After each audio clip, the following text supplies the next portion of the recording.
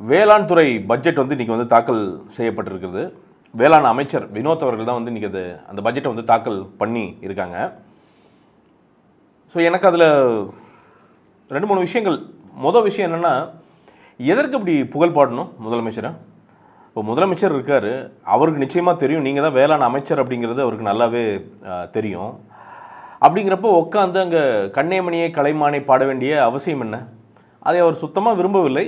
சபாநாயகரே வந்து உங்களை கூப்பிட்டு சொல்கிற அளவுக்கு நீங்கள் வந்து புகழ் பாடுறீங்க. அது ரொம்ப மிக தவறு, ஒரு தவறான முன்னுதாரணம். இந்த மாதிரி வந்து பார்த்திங்கன்னா, இந்த சொம்படி பண்ணி தான் மக்கள் டயர்டாகி தான் அவங்கள தூக்கி வீசிட்டு உங்களை வந்து அரியாசனத்தில் வந்து அமர வச்சுருக்கிறாங்க.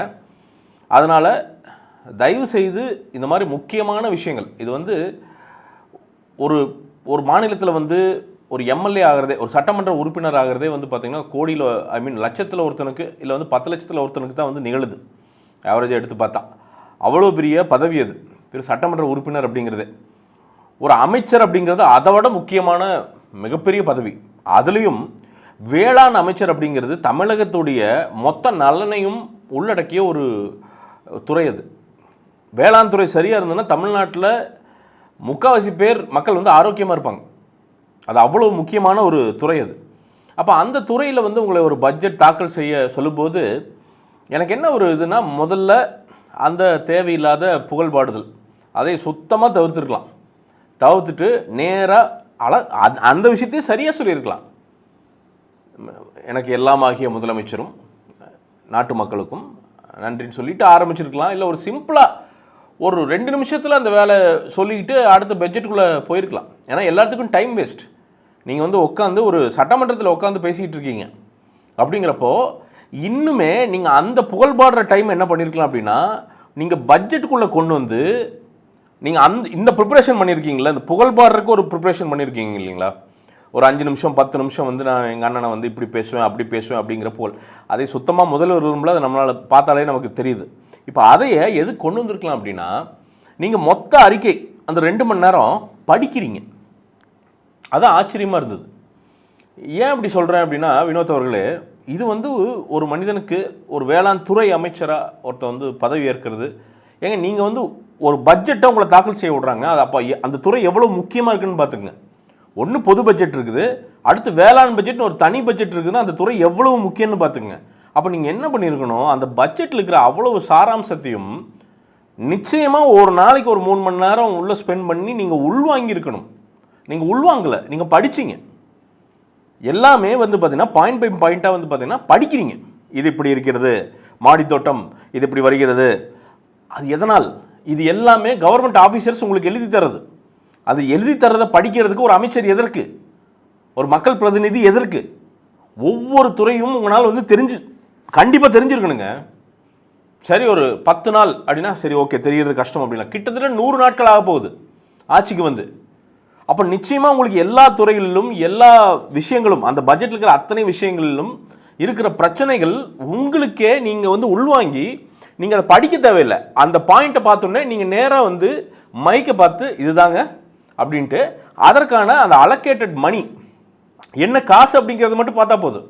மித்த விஷயங்கள் உங்களுக்கு தெரிஞ்சிருக்கணும். ஆனால் அது உங்களுக்கு தெரியவே இல்லை. நீங்கள் என்ன பண்ணுறீங்க, துறை ரீதியாக நெல்லுக்கு இத்தனை குண்டாலுக்கு வழங்கப்பட்டுள்ளது, அடுத்தது இப்படி வந்திருக்கிறது, அடுத்தது மொட்டை மாடி, காளான் வளர்ப்பு, அவகேடோ இதெல்லாம் செய்கிறோம். இல்லை, ஒரு விஷயம் என்னென்னா, நீங்கள் அவங்க தர்றதை நீங்கள் வந்து படிக்கிறீங்க அப்படிங்கிறதுக்கு ஒரு சிம்பிளான ஒரு எடுத்துக்காட்டு உங்களுக்கு சொல்லட்டுங்களா? ப்ளூபெரியும் அவகேடோவும் வளர்க்குறதுக்கு ஒரு மானியம் ஏதோ அதுக்கு வந்து பார்த்திங்கன்னா ஏதோ ஒரு திட்டம் போட்டிருக்கிறீங்க. அது ஒரு 1.5 கோடியோ 2 கோடி ரூபாயோ போட்டு ப்ளூபெரியும் அவகேடோவும் வளர்க்குறதுக்கு திட்டம் போட்டிருக்கீங்க. இது 2க்கும் தமிழ்நாட்டுக்கு சம்மந்தமே இல்லை. அது வந்து இன்டர்நேஷ்னல் இந்த பிளாகர்ஸு யூடியூபர்ஸு இவங்க ப்ரொமோட் பண்ணி ப்ளூபெரி சிறந்தது ஆரோக்கியமானது அப்படின்னு சொல்லி அதை விற்கிறதுக்காண்டி பண்ணப்பட்ட அது பெரிய ஒரு ஒர்க். அதையே தமிழ்நாட்டில் நாம் ஒரு பட்ஜெட்டுக்குள்ளே கொண்டு வந்து ப்ரொமோட் பண்ண வேண்டிய அவசியம் என்ன? ப்ளூபெரியை விட நம்மளுடைய நாட்டு நவாப்பழங்கள் அதில் இருக்கிற அந்த கெமிக்கல் காம்பவுண்ட், உடம்பு காக்கிற கெமிக்கல் காம்பவுண்ட் அதை விட 10 மடங்கு உள்ளே இருக்குது. அப்போ நவாப்பழங்கள் எப்படி வந்து நவாப்பழ மரங்கள், அந்த மரங்களை பெருக்குவதற்கு அதை நாம் தன்னிறைவாக வளர்த்து அதை வந்து உலகம் ஃபுல்லாக எக்ஸ்போர்ட் பண்ணி நாம் ஒரு ப்ளூபெரி நேஷனாக, வெளியிலேருந்து வருது, ஃப்ரான்ஸ் மாதிரி நாடுகள்லேருந்து, மொராக்கோ மாதிரி நிறைய நாடுகள்லேருந்து ப்ளூபெரி நமக்கு உள்ளே வருது. அதில் அது எவ்வளவு வந்து ஆரோக்கியமானது, ஆரோக்கியம் இல்லாதது, எத்தனை கெமிக்கல் போட்டிருக்காங்க எவனுக்குமே தெரியாது. அதுதான் உண்மை. அதை வந்து ஒரு வணிகத்துக்காண்டி வந்து பார்த்தீங்கன்னா பாப்புலர் பண்ணி விட்ருக்காங்க. அப்போ நீங்கள் என்ன பண்ணணும், நீங்கள் அதை வந்து உள்ளே உள்வாங்கியிருந்தீங்க அப்படின்னா, நீங்கள் அதை ஃபுல்லாக உள்வாங்கியிருந்தீங்கன்னா உங்களுக்கு அது ஒரு தேவையில்லாத விஷயம் அப்படிங்கிறது உங்களுக்கு அப்பட்டமாக தெரிஞ்சிருக்கும். இது எதுக்குங்க? ஏன்னா நம்ம கொய்யா பழத்தை விட அவகேடோவா, இப்போ அவகேடோ வளர்றதுலன்னு இல்லை, கொடைக்கானல் மலைகளில் கீழெல்லாம் பார்த்தீங்கன்னா இப்போ போட்டிருக்காங்க. ஆனால் அவகேடோவுக்கும் தமிழ்நாட்டுக்கும் சம்மந்தமே இல்லை, ப்ளூபெரிக்கும் தமிழ்நாட்டுக்கும் சம்மந்தமே இல்லை. இன்றைக்கி நவாப்பழங்கள் வந்து பார்த்திங்கன்னா நாட்டு நவாப்பழங்கள் எங்கேயுமே இல்லை, எல்லாம் ஹைப்ரிடாக மாறி போயிடுச்சு. இவ்வளோ பெருசாக இருக்கும் நாட்டு நவாப்பழங்கள். அந்த நாட்டு மரத்தில் வர நவாப்பழங்களுக்கு அவ்வளவு சத்து இருக்குது. அப்போ ஹைப்ரிட்டுக்கு இல்லைன்னு சொல்ல, ஹைப்ரிட்டை கம்பேர் பண்ணுறப்போ அதோட சத்தே வேறு.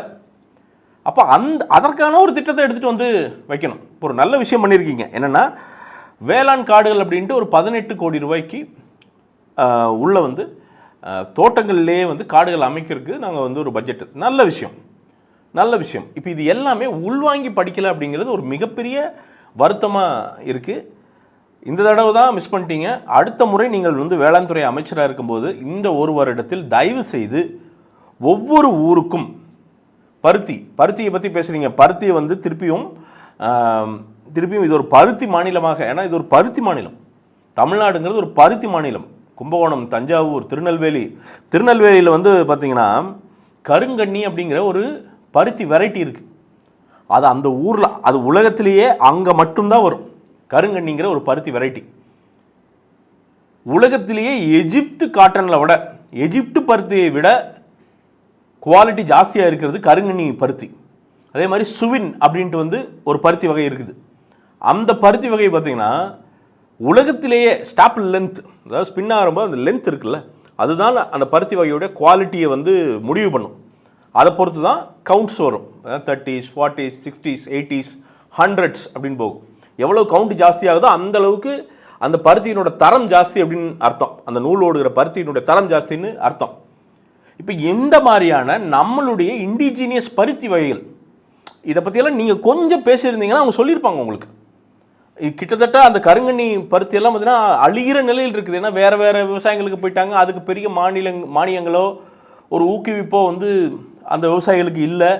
அப்படிங்கிறப்போ ரொம்ப ப்ரீமியம் பிராண்ட்ஸு, ரொம்ப தெரிஞ்சவங்க, விஷயம் தெரிஞ்சவங்க மட்டும் அந்த பருத்திகளை வந்து, அதுவுமே அவங்க ப்ரொமோட் பண்ணி நிறைய விவசாயிகளை என்கரேஜ் பண்ணி அந்த பருத்தி ரகங்களை வந்து விளைவித்து அவங்க பிராண்ட்ஸ்க்கு இது பண்ணி ரொம்ப சைலண்ட்டாக அது பொதுமக்களுக்கு வர்றதே இல்லை. அது தெரிஞ்சுக்கணும். பொதுமக்களுக்கு ஒரு டாப் 2% மக்களுக்கு தான் இப்படி ஒரு பருத்தி வகை இப்படி இருக்குன்னே தெரியும். மற்றதெல்லாம் வெளிநாடு போகுது, கம்ப்ளீட்டாக வெளிநாடு போகுது. இப்போ அந்த பருத்தி வகைகள் வந்து ப்ரொமோட் பண்ணி நம்ம காதி மாதிரியான விஷயங்களில் வந்து அதை இணைத்து அதில் வருகிற ஆடைகளையோ ஒரு துண்டோ பெட்ஷீட்டோ இதெல்லாம் பண்ணுறீங்க அப்படின்னா, ஏதோ ஒரு ப்ராடக்ட் பண்ணுறீங்க அப்படின்னா அதை உலகத்தரமாக பண்ணி நம்ம வந்து ஏற்றுமதி வந்து உலக நாடுகளுக்கே பண்ணலாம். ஏன்னா அதோட தரம் மேட்ச் பண்ணவே முடியாது. ஏன்னா நம்மளுடைய மண்ணினுடைய வளம் அப்படி. ஏன்னா மண்ணினுடைய வளத்தை பொறுத்து தான் அந்த பருத்தி. நம்ம தமிழக மண்ணினுடைய வளம் அப்படி. இந்த மண் வளத்துக்கு கூட வந்து பெரிய ஆராய்ச்சிகள் பண்ண சொல்லிலாம் பட்ஜெட் வந்து அலோகேட் பண்ணியிருக்கீங்க. அதெல்லாம் சந்தோஷம். அதே மாதிரி ஒடுக்கப்பட்ட விவசாயிகள், ஒடுக்கப்பட்ட அந்த ஜாதிகளை சேர்ந்த விவசாயிகள் வந்து விவசாயம் பண்ணுவதற்கு கிட்டத்தட்ட 57 கோடி ரூபாய் வந்து தமிழ்நாடு ஃபுல்லாக வந்து ஒதுக்கியிருக்கிறீங்க. நல்ல விஷயம். ஆனால் அந்த ஒடுக்கப்பட்ட விவசாயிகளை வந்து கண்ட்ரோல் பண்ணுறது பெரிய பெரிய பண்ணையர்கள் கண்ட்ரோல் பண்ணி சுற்றிட்டு இருக்காங்க. அதனால் இவங்க பேரை சொல்லி அவங்க காசு வாங்காமல் பார்த்துக்குங்க தயவுசெய்து. அதே மாதிரி நீங்கள் வந்து என்னென்னா இந்த சப்சிடி வர்றது எல்லாமே, இந்த மானியங்கள் எல்லாமே நிறைய இடங்களில் பெரிய பண்ணையார்களோட வாய்க்கு போயிட்டுருக்குது. ஜாலியாக உள்ளே சாப்பிட்டுக்கிட்டு உட்காந்துருக்காங்க. இலவச மின்சாரம் எல்லா இதையும் பெரிய பெரிய பண்ணையார்கள். ஸோ அதற்கு என்ன பண்ணலாம்? இந்த மானியங்கள் எல்லாம் சிறு குறு நடுத்தர விவசாயிகளுக்கு பயன்படணும். பெரிய விவசாயிகள் அப்படிங்கிறவன் அவன் வந்து அதை தொழில் முறையாக பண்ணுறான், பிஸ்னஸாக பண்ணுறான், அது ஒரு வாழ்வியலாக அவன் பண்ணல. அப்படிங்கிறப்போ இதற்கான ஸ்லாப்ஸ் எல்லாம் நீங்கள் மாற்றி அமைக்கணும். இதெல்லாம் தைரியமாக பண்ணணும். அதுதான் அரசு. நீங்கள் வந்து கவர்மெண்ட் ஆஃபீஸர் சொல்கிறதையே பண்ணுறதுக்கு புது அரசு தேவையே இல்லை. திமுகவுடைய இந்த திட்டங்களை வகுத்து கொடுத்த கவர்மெண்ட் ஆஃபீஸர்ஸ் இருக்காங்கல்ல, அவங்க சொல்லி பண்ணுறதுக்கு ஒரு புது அரசு தேவையே கிடையாது. அதே மாதிரி மொட்டை மாடி திட்டம் ஒன்று அறிவிச்சிருக்கிறீங்க. அதே மாதிரி காளான் வளர்ப்பு வந்து கிராமப்புறங்களில் பண்ணியிருக்கீங்க. இது காளான் அப்படிங்கிறது வந்து பார்த்திங்கன்னா இப்போது ரீசெண்டாக சில வகை காளான்கள்லாம் லயன்ஸ் மேன் அப்படின்லாம் சொல்கிறாங்க. அந்த காளான்லாம் அவ்வளவு அந்த மருத்துவ குணம் உள்ளதும், அது வந்து மாத்திரைகளாக மாற்றும் போது அவ்வளோ பெரிய, அது வந்து உலகம் ஃபுல்லாக பயங்கரமாக பேசுகிறாங்க. இப்போ இதெல்லாம் உலக சந்தை என்னவாக இருக்குது. அதே மாதிரி மொட்டை மாடி தோட்டங்கள் அப்படிங்கிறது மிகப்பெரிய ஒரு விவசாய புரட்சியாக இருக்கும், அதுவும் நகரங்களில். ஏன்னா நகரங்களில் வந்து பார்த்திங்கன்னா வேஸ்ட் வாட்டர் அவ்வளவு வந்து கீழே அது பாட்டுக்கு போகுது. அதை சரியாக பயன்படுத்தினாலே வந்து பார்த்திங்கன்னா மொட்டை மாடி தோட்டங்கள் சரியாக இருந்தனாலே அவரவர்களுக்கான இந்த காய்கறி சொல்லப்போனால் தன்னிறைவாகி விற்கிற அளவுக்கு வந்து பண்ண முடியும் நிறைய விஷயங்கள். இன்னொன்று, பல இல்லத்தரசிகளை தொழில் முனைவோராக்கும். இது வந்து ஒன்றும் பெரிய, அதுக்கு தயவு செய்து அந்த மானியங்களை வந்து ரொம்ப கம்மி தான், 10 கோடி சம்திங் தான் வந்து அந்த அந்த ரேஞ்சில் தான் வந்து அலோகேட் பண்ணியிருக்கீங்க. அதையெல்லாம் 100 கோடி ஆக்கி நிறைய பெண்மணிகளை வந்து நீங்கள் வந்து முதலாளிகள் ஆக்க வேணும். எக்ஸ்போர்ட்டே பண்ணலாம் அந்தளவுக்கு வந்து நான் எல்லாத்துக்குமே வந்து என்னென்னா திறமை இருக்குது. ஆனால் வந்து அரசாங்க பேக்கிங் இல்லாதங்காட்டிக்கு அவங்க பண்ணாமல் இருக்காங்க. அதே மாதிரி 10 கோடி ரூபாய்க்கு வந்து தார்பாய் வாங்குறீங்க. சரி, இது வந்து ஒரு டெம்பரரி அரேஞ்ச்மெண்ட் அப்படிங்கிறது நம்மளால் புரிஞ்சுக்க முடியுது. ஏன்னா தார்பாயை வாங்கி நீங்கள் நெல்மணிகளை மூடுறது அப்படிங்கிறது, அது எவ்வளவு நெல்மணிகளை வெறும் தார்பாயை வச்சே மூடிக்கிட்டு இருக்க முடியும். அது மழைக்காலங்களில், கடும் மழைக்காலங்களில் அந்த தார்பாயெல்லாம் பத்தாது. அப்போது ஒரு பெரிய இன்ஃப்ராஸ்ட்ரக்சர் பண்ணுவீங்க அப்படின்னு நம்புகிறோம். அது வந்து பிடபிள்யூடி, அதுக்கான சம்மந்தமான டிபார்ட்மெண்ட் என்னவோ பிடபிள்யூடி தான் நினைக்கிறேன், எந்த துறையோ அதை உட்காந்து எனக்கு தெரிஞ்சு தனியார் பங்களிப்போட, ஏன்னா நிறைய பெரிய அந்த சிஎஸ்ஆர் ஃபண்ட்ஸ் எல்லாம் நிறைய கிடக்குது. அந்தந்த ஊரில் ஃபேமஸாக இருக்கிற அந்த தனியார் நிறுவனங்களை கூப்பிட்டு ஒரு குடோன்கெல்லாம் வந்து ஸ்பான்சருக்கு பிடிச்சி பெரிய பெரிய குடோன்கள் நிறைய தமிழகம் முழுவதும் தேவை. ஏன்னா இன்றைக்கி இருக்கிற காலகட்டத்தில் இப்போது நீங்களே சொல்கிறீங்க கிட்டத்தட்ட 18 மாவட்டங்கள் இந்த சூப்பர் எல்நிலோவில் வந்து பாதிக்கப்படும் அப்படிங்கிறத உங்கள் இந்த பட்ஜெட்லேயே வந்து அறிவிக்கிறீங்க. அப்போது இனி காலநிலை மாற்றம் வந்து எப்படி இருக்கும் அப்படிங்கிறது இப்போவே வந்து பார்த்திங்கன்னா அரிசி விலையெல்லாம் வந்து கடும் உயர்வை வந்து இப்போது பார்த்துட்டு இருக்கு. ஏன்னா இப்போவே தண்ணீர் வரத்தில்லை, விவசாயமெல்லாம் எந்த அளவுக்கு பொய்க்குமா மேய்க்குமான்னு தெரியாமல் இருக்குது. அப்போ நமக்கு தேவையான இந்த தானியங்கள், அரிசி இதெல்லாம் வந்து ஒரு 2 வருட கையிருப்பு இருக்கிற மாதிரி நம்ம பார்த்துக்கிட்டா தான் இனி வரும் காலங்களில் பிரச்சனை இல்லாமல் நம்ம மாநிலத்தை கொண்டு போக முடியும். ஸோ அதுக்கு ஒரு ஷார்ட் டேர்மாக யோசிக்காமல் இங்கிருந்து ஒரு 100 வருடத்துக்கு தமிழ்நாடு வந்து, ஏன்னா அன்றைக்கி வந்து காமராசர் வந்து 100 வருடத்துக்கு யோசிச்சங்காட்டிக்கு தான் இன்றைக்கி நிற்கிற அணைகள் எல்லாம் நாம் ஏதோ தப்பி பிழைக்கிறோம். அதனால் இங்கிருந்து 100, நம்ம காமராஜரை வந்து கொள்கை தலைவராக கொண்டிருக்கிற நீங்கள் இன்னும் 100 வருடத்திற்கு உணவு பஞ்சம் வராமல் தமிழ்நாட்டில் இருக்க ஸ்ட்ராட்டஜிக்கலாக எங்கெங்கெல்லாம் வந்து அந்த குடோன்கள் அமைக்கப்பட்டால் நாளைக்கு சப்ளை செயின்லாம் வந்து ரொம்ப ஈஸியாக பாதிப்பில்லாமல் வந்து மூவ் ஆகும் அப்படிங்கிறத யோசித்து ஆராய்ந்து அதற்கேற்ற மாதிரி குடோன்கள் அமைக்கணும் அப்படிங்கிறது தாழ்மையான வேண்டுகோள். அதை அமைப்பீங்கன்னு நம்புகிறேன். இன்னொரு இடம் நீங்கள் வந்து சுத்தமாக விட்டது, அதே மாதிரி விவசாயிகளுக்கு விருது அப்படின்னு வந்து சொல்லியிருக்கீங்க, நல்ல விஷயம். ஆனால் அந்த விருது வந்து எதை பேஸ் பண்ணி நீங்கள் சொல்லியிருக்கீங்கன்னா அதிக மகசூல், இந்த ஜாஸ்தி வியூஸ்க்கு எங்களுக்கெல்லாம் வந்து இது வருது பார்த்தீங்களா, ரெவன்யூ, அந்த மாதிரி. பட் விவசாயம் அப்படி பண்ணக்கூடாதுங்க. நீங்கள் விவசாயிகளை, பாரம்பரிய விவசாயிகளை கேட்டிங்க அப்படின்னா தரமான மகசூல் இருக்குல்ல, அதுதான் மக்களுக்கு பயன்பெறும். இன்றைக்கி விவசாயத்தில் தயவு செய்து போய் வினோத் அவர்களே நீங்கள் போய் உட்காந்து விவசாயிகள்கிட்ட, அதுவும் உண்மையாக விவசாயம் பண்ணுறவங்க, நீங்கள் வந்து பாரம்பரியமாக விவசாயம் பண்ணுறவங்ககிட்ட தயவு செய்து உட்காந்து பேசுனா உங்களுக்கு புரியும். ஹைப்ரிட்டுகளோட காலமாக இருக்குது. நான் ஹைப்ரிட் மோசம்னு சொல்லலை, ஆனால் ஒரு மானாவரியாக விளைகிற பயிர்கள்லாம் இருக்குல்ல, அதெல்லாம் பார்த்திங்கன்னா ரொம்ப சைலண்ட்டாக மானாவரியாக விளையிற பயிர்கள், பச்சை பயிறு, நரிப்பயிறு, இந்த மாதிரி சோளங்கள், இதெல்லாம் வந்து பார்த்திங்கன்னா ரொம்ப சைலண்ட்டாக வெளிநாட்டுகளுக்கு, அங்கே வாழும் மிக பணக்கார மனிதர்களுக்கு ஏற்றுமதி ஆகிறது. ரொம்ப சைலண்ட்டாக. ஏன் அங்கே போகுது? நம்ம பயிர் தான் ஏன் மக்களுக்கு கிடைக்காம? என்னென்னா அதில் உள்ள சத்துக்களே வேறு. விதைத்தன்மை, முளைக்கும் தன்மை இருக்கிற எல்லாத்துக்கும் அதோட சத்தே வேறு. இந்த ஹைப்ரிட்டுகள் முளைக்கும் தன்மை இல்லாதது. ஸோ அதனால் அதை ப்ரொமோட் பண்ண தயவு செய்து தமிழ்நாட்டை அங்கே ஒரு முடிஞ்ச அளவுக்கு கெமிக்கல் இல்லாமல், ஏன்னா எல்லா இடத்துலையும் இன்றைக்கி வந்து பார்த்திங்கன்னா கெமிக்கல் நிரம்பி தான் நமக்கு வந்து ரோஜா பூவில் கெமிக்கல் இருக்குங்க. கட்டுற மாலை, நீங்கள் வந்து மாலை வருதில்ல, அந்த மாலை நீங்கள் வீட்டில் போட்டிங்கன்னா மணக்காது. இப்போது நீங்கள் ஏதாவது ஹவுஸ் வார்மிங்கோ இல்லை வந்து ஏதாவது கல்யாணங்களுக்கும் நீங்கள் அந்த போகிறீங்கள, அந்த மாலை மணக்காது. ஏன்னா எல்லாமே அவசர கதியில் தயாரிக்கப்படுது, தேவைக்கு தயாரிக்கப்படுதோ இல்லை தவிர நீங்கள் வந்து பார்த்திங்கன்னா அது அதோட டைமை எடுத்து வளரணும் அந்த ரோஜா பூலாம். அதுக்கெல்லாம் நேரம் இல்லை யாருக்குமே. அதனால் ஏதோ ஒரு கெமிக்கலை போட்டு, செவ்வாழை பழத்தில் பூவிலேயே மருந்து வைக்கப்படுகிறது, பூவிலேயே வைக்கிறாங்க. வர்ற அத்தனை செவ்வாழை பழங்களும் கெமிக்கல் கலந்து தான் நமக்கு வருது. அதில் ஒன்று கூட நல்லதில்லை. ஸோ இதற்கெல்லாம் நீங்கள் என்ன மாதிரியான திட்டங்கள், என்ன ஸ்டடி பண்ண போகிறீங்க, எப்படி ஃபில்டர் பண்ண போகிறீங்க? இன்றைக்கி ஒரு சொசைட்டியில், பால் சொசைட்டியில் பால் வாங்குறப்போ அதை மெஷர் பண்ணுறதுக்கு, அது நல்லதாக கெட்டதாக பார்க்குறதுக்கு ஒரு சிஸ்டம் இருக்குது.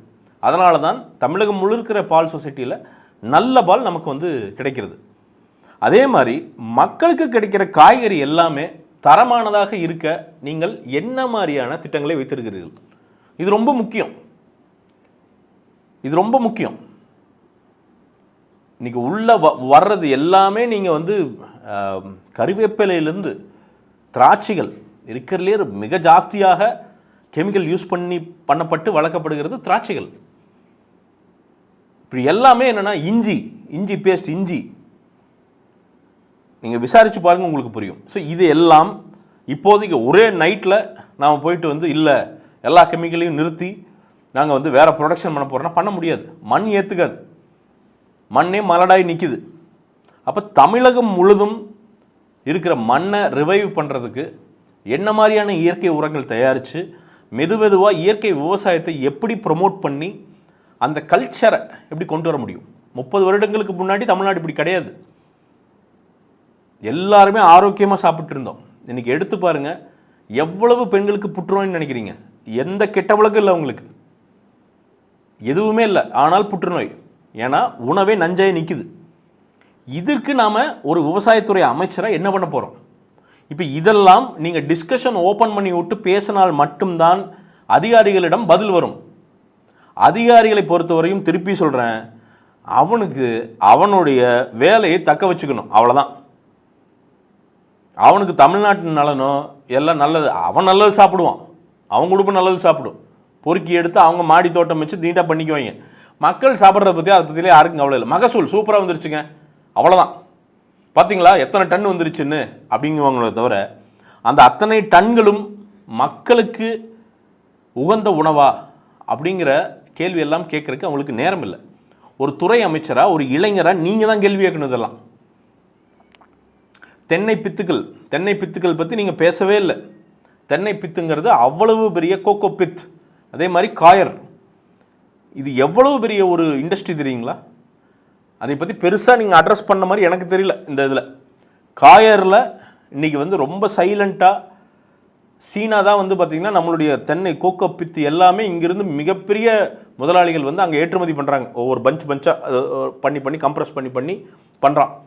அவன் அங்கே அதை யூஸ் பண்ணி ஹைட்ரோஃபோனிக் ஃபார்மிங், மண்ணே இல்லாத விவசாயத்தை பண்ணுவதற்கும், அதே மாதிரி மழை இந்த சரிவுகள் நிகழாமல் இருக்கிறதுக்கு அதுக்கு மேட் அந்த இது அமைப்பதற்கும், இந்த மாதிரி நிறைய ப்ராடக்ட்ஸ் அதுலேருந்து பண்ணுறான். நாம் உற்பத்தி பண்ணுற அதை கண்டுக்கிறதே கிடையாது. அந்த கோகோ பித்தை கண்டுக்கிறதே கிடையாது. அதிலிருந்து கரெக்டான ஆராய்ச்சிகள் இருந்ததுன்னா ஒரு 200 ப்ராடக்ட் நம்மளால் பண்ண முடியும், ஆர்கானிக்காக பண்ண முடியும். ஆனால் அதற்கான எந்த இருக்குது, நான் இப்போ இருக்கிற இதெல்லாம் இல்லைன்னு இல்லை, சின்னதாக இருக்குது, சும்மா பேசிக்காக இருக்குது. அதற்கான அட்வான்ஸ்டான ஒரு ரிசர்ச் அண்ட் டெவலப்மெண்ட்டுக்கெல்லாம் எந்த ஒரு முயற்சியும் யாரும் எடுக்கவே இல்லை. அதே மாதிரி காயர், தென்னம் காயர், அதை வைத்துக்கொண்டு ஃபர்னிச்சர் பண்ண முடியும். நீங்கள் பல நாடுகளுக்கு அந்த ஃபர்னிச்சர் ரொம்ப சைலண்ட்டாக ஏற்றுமதி செய்யப்படுது. அதையெல்லாம் பயங்கரமாக ஊக்குவிச்சிங்கன்னா மரங்களை வெட்டாமல் பிளைவுட், காயர் வுட்டுன்னே ஒன்று பண்ணுறாங்க. இப்போது பிளைவுட் வந்து மரங்களிலிருந்து எடுத்து அந்த கெமிக்கல் பாண்ட் பண்ணி பிளைவுட் பண்ணாங்க. நீங்கள் அந்த காயர்லேருந்து நீங்கள் வந்து பண்ண முடியும், அதே தரத்தில் பண்ண முடியும். அப்போ மரங்களை வெட்ட தேவையில்லை, நாமளே தன்னிறைவாயிடலாம். அப்போ தயவுசெய்து இதெல்லாம் நான் எதுக்கு எக்ஸாம்பிளாக சொல்கிறேன் அப்படின்னா, நீங்கள் இதை நீங்களே அனுபவித்தால் மட்டுமே தான் அந்த அறிக்கையை பார்க்காமல் படிக்க முடியும். பார்க்காமல்னா எடுத்து இப்படி தென்னம்பித்து அப்படின்னா எடுத்து இப்படி பேச முடியும். ஏன்னா அது என்னன்னு நீங்கள் பேசியிருக்கணும். நீங்கள் இந்த அரசியல் நான் வந்து பார்த்தீங்கன்னா நான் இதையை சமாளிக்கணும் அதை சமாளிக்கணும் பண்ணாதீங்க. உங்களுடைய முதல் வேலை அமைச்சராக ஒரு அட்டகாசமான துறையை கடவுள் உங்களுக்கு தந்திருக்கார். தயவு செய்து அதை நல்லபடியாக பயன்படுத்தி நாட்டு மக்களுக்கு நல்லது செய்யுங்க. இறுதியாக அண்ணன் சீமான்லாம் வந்து பார்த்திங்கன்னா சம்பந்தமே இல்லாத கைதுகளுக்கு பிஆர் சுந்தர் அப்படிங்கிற ஒரு கைதுக்கெல்லாம் வந்து கர்ஜிச்சிருக்கிறார். அடுத்து வந்து நக்கீரன் கோபால் அவர் மேலே வழக்கு போடுறதுக்கு கர்ஜிச்சிருக்கிறார். இப்போ நக்கீரன் கோபால் கூட ஃப்ரெண்ட் அப்படின்றலாம். பிஆர் சுந்தர்லாம் எப்படி இணக்கம்னே தெரியல. அவர் வந்து திமுக தான் பயங்கர இணக்கம். அதனால் அண்ணனுக்கே வெளிச்சம். என்ன அண்ணன் வந்து அப்படின்னா தினமுமே அம்பலப்பட்டு கொண்டிருக்கிறார். அவர் எவ்வளோ வந்து திமுகவோட ஈகோ சிஸ்டத்தில் தான் இருக்கார் அப்படிங்கிறதுக்கு தினம் தினம் தலைவர் வந்து வெளியில் அம்பலப்படுகிறார். பிஆர் சுந்தர் கைது செய்யப்பட்டது ஒரு பெண்ணை டார்ச்சர் பண்ணுறாருன்னு நான் இன்றைக்குமே வந்து அவரை வந்து நான் குற்றம் சொல்லலை. நிரபராதி நிரூபித்து வந்தாருன்னா சந்தோஷம். ஆனால் இப்போ எதுக்கு போய் டிஃபெண்ட் பண்ண வேண்டிய அவசியம் என்ன அப்படின்னு வந்து புரியல. அது புரியவே இல்லை. ஏன் நாம் தமிழர் அழிகிறது அப்படிங்கிறதுக்கு உங்களுக்கு வந்து வேறு பெரிய எக்ஸ்ப்ளனேஷன்ஸ் வந்து தேவையில்லை. இன்னொரு வீடியோவில் சந்திப்போம். வணக்கம்.